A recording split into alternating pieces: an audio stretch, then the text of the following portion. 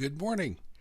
This morning, I'd like to share with you a few thoughts about your attitude.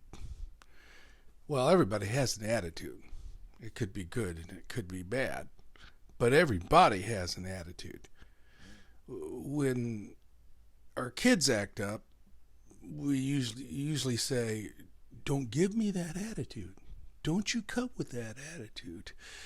But I want to talk about an attitude that we ought to have, an attitude of gratitude.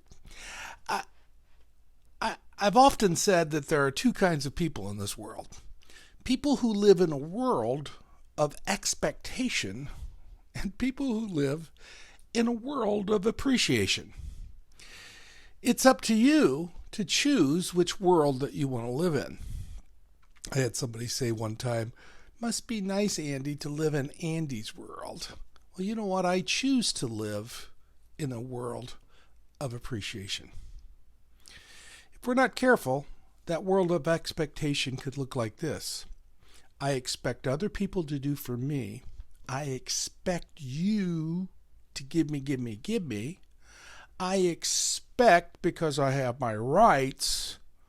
I expect all this. When you live with all that expectation of others,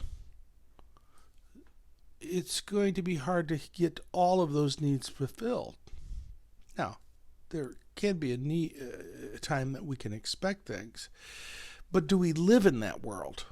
Is that where we reside? Is that our nature and our culture? I choose to live in a world that I appreciate.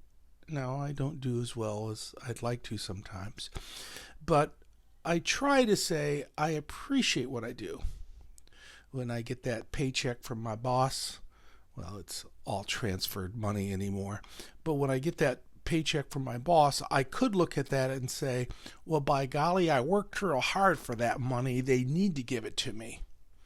Or I could look at that same paycheck and say, there are a lot of people without a job, and I'm so glad that I have that job. What world are you living in? Are you living in that world of expectation or appreciation? And even our relationship with God could be the same way. We could say, God, I expect you to do all this for me. And there's nothing wrong with expectation of faith. I believe that you're going to meet all my needs according to your riches and glory. You could say, I'm expecting God to do everything for me. But is that the only time we talk to God? Is that the only thing that he hears from us is, give me, God? Or is he hearing a spirit of appreciation? Do everybody around you, are they hearing the same thing from you? Are they hearing expectations, or are they hearing appreciation? Choose your world you live in. Sometimes the only thing we have control over is our response. Are we going to respond with expectation or appreciation? Why don't you look around today? Tell somebody you care for thank you.